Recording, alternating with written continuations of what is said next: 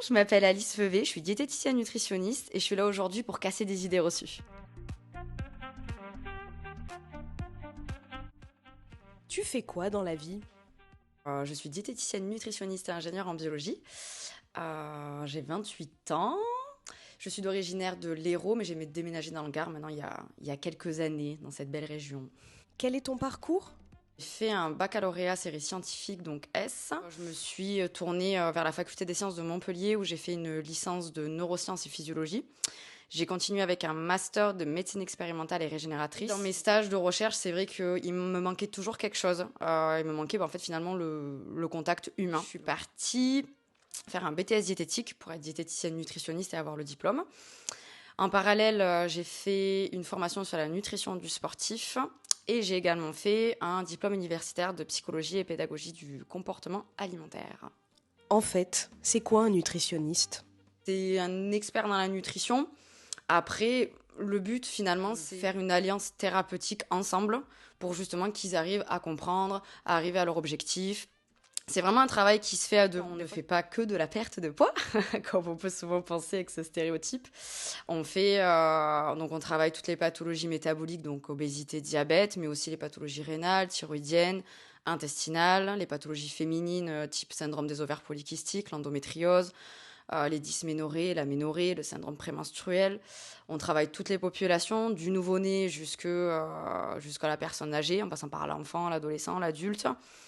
Et moi, du coup, vu que j'ai deux spécificités, aussi les sportifs amateurs et de haut niveau, et les personnes atteintes de troubles alimentaires. As-tu un message à faire passer?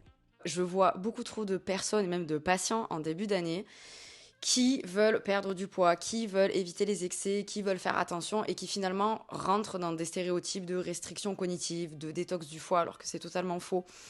Et se privent en fait de beaucoup de choses, et se priver comme ça, c'est souvent à l'origine de troubles alimentaires que je vois trop en cabinet. Et je trouvais ça important justement déjà de détruire les stéréotypes du métier de diététicien. On ne fait pas que faire perdre du poids, loin de là. On ne fait plus de régime restrictif.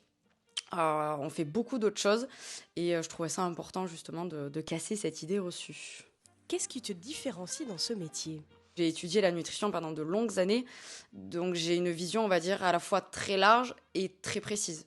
Je l'ai abordée sous tous les angles. Je lutte très fort contre les régimes restrictifs et au contraire, j'ai une approche qui va être différente puisqu'on voit bien dans les études scientifiques finalement que à 90%, les gens qui vont faire un régime restrictif, donc ils perdent du poids sur le court terme, ce qui est logique, quand on mange moins que ses besoins, on perd du poids, mais sur le long terme, reprennent du poids, et en plus de ça, associé avec des troubles alimentaires, où là, ça devient quand même beaucoup plus compliqué.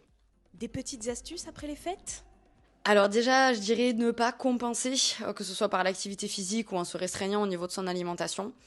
Faites-vous confiance, c'est ce que je dis souvent à mes patients. Si on mange de la bûche de Noël, je veux dire matin, midi et soir pendant une semaine, je peux vous assurer que la semaine d'après, vous n'allez pas avoir envie de bûche de Noël. Écoutez vos sensations alimentaires, essayez de vous poser des questions sur est-ce que j'ai faim, est-ce que j'ai envie. Dans les deux cas, c'est un besoin, mais c'est un besoin sur lequel on va répondre de manière différente finalement. Donc déjà, posez-vous des questions là-dessus, ce sera très très bien. Restez actif, bien évidemment. Gardez un équilibre alimentaire, bien évidemment aussi. Je serais une mauvaise professionnelle de santé si je vous le disais pas. Mais gardez du plaisir. Vraiment, ne vous restreignez pas. Et où peut-on te trouver? On peut me trouver donc sur mon site internet. Donc c'est là où j'explique bien aussi mes différentes casquettes d'ingénieur en biologie, l'aspect psychocomportemental, l'aspect nutrition du sportif. Après, au niveau des conseils, c'est vrai que moi, c'est quelque chose qui me tient beaucoup à cœur dans mon métier de partager, tout simplement.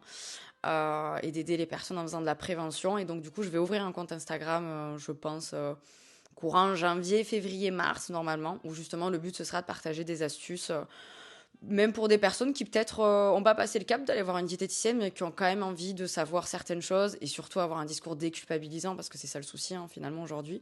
Donc, astuces perte de poids, astuces nutrition du sportif et astuces, bien sûr, le côté psychologie du comportement alimentaire. Et après, je travaille aussi au cabinet médical de Cono, en fait, derrière la pharmacie, donc qui est le pôle médical. Et je suis également à Caviargues.